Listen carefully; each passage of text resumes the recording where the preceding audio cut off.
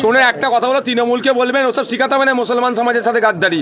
সব থেকে বড় গাদ্দার মুসলমানদের সাথে করেছে তৃণমূল। ওয়াকাফ নিয়ে গাদ্দারি কে মুসলমানদের সাথে করেছে? ওবিসি নিয়ে গাদ্দারি কে করেছে?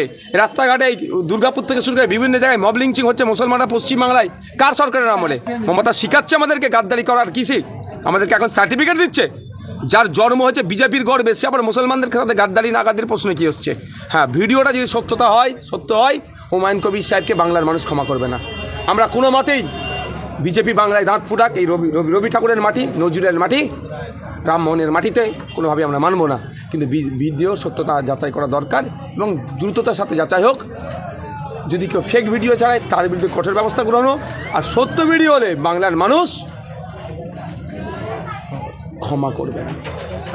2021-এর আগে আইএসএফ ছিল না, 2021-এর পর থেকে আইএসএফ এসেছে, 21 থেকে। 2021-এ বিজেপি তৃণমূলের বাইনারি করেছিল, এনআরসি সিএ করে দেশ থেকে তাড়িয়ে দেবে বলেছিল। আমাদের কমরেড এবং আইএসএফের নেতৃত্বরা সেভাবে বুথে পৌঁছে মানুষকে এটা আমরা কাউন্টার করে উঠতে পারিনি। মিডিয়ার একটা হেভি অংশ যারা কর্পোরেট দ্বারা পরিচালিত, তারা এই প্রোপাগান্ডাকে চালিয়েছিল। ফলে আইএসএফ লেফট ফ্রন্টে যে ভোট ছিল বিজেপিকে আটকানোর জন্য তৃণমূলের পক্ষে গিয়েছিল, অনেক ক্ষেত্রে দেখা গিয়েছে এবং আমাদের ভোট পার্সেন্টেজ কমেছে।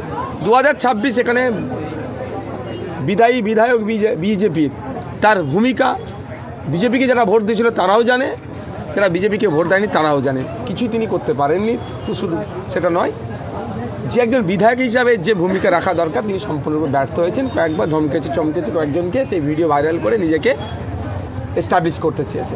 এটা 2026 বাংলার মানুষ বুঝতে পেরে গিয়েছে যে বিজেপি তৃণমূল আলাদা নয়। সুতরাং একটা বিকল্পের দরকার। বিকল্পটা হচ্ছে বামপন্থী আইএসএফ।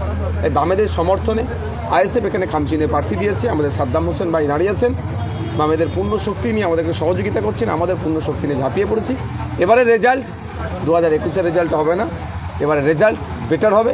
এবার এখান থেকে খানাকুল থেকে তৃণমূল তো কোনোভাবেই জায়গা পাচ্ছে না, বিজেপিও পরাস্ত হচ্ছে, খামচিনে যাচ্ছে। দেখুন আজকে যা পরিস্থিতি, জনগণ এবার না ইলেকশন কমিশনকে বয়কট করে, শোকজ করে, যা পরিস্থিতি জানিয়েছে। কিন্তু এটা হলো কেন? এটা বিজেপি তৃণমূল মিলে ইসিআইকে সামনে রেখে খেলা খেলছে। বৈধ ভোটার 2002-এর এসআইআর লিস্টে পিতার নাম আছে, পিতার নাম দেখিয়ে পুত্র কন্যা পাস হলো, অর্থাৎ বৈধ ভোটার হলো। যেই পিতার নাম দেখিয়ে পুত্র কন্যা বৈধ হলো, সেই পিতা এখন হয়ে গেছে অবৈধ ভোটার। সম্পূর্ণরূপে বাঙালি মানুষকে হয়রানি পেরেশানি করছে ইলেকশন কমিশন অফ ইন্ডিয়া। আর এই ইলেকশন কমিশন অফ ইন্ডিয়ার পিছনে তৃণমূল বিজেপি যুক্ত আছে, তৈরি হচ্ছে। আপনি বলেছেন তৃণমূল কংগ্রেসই দিয়েছে, অফিসার দিয়েছে স্যার করার জন্য।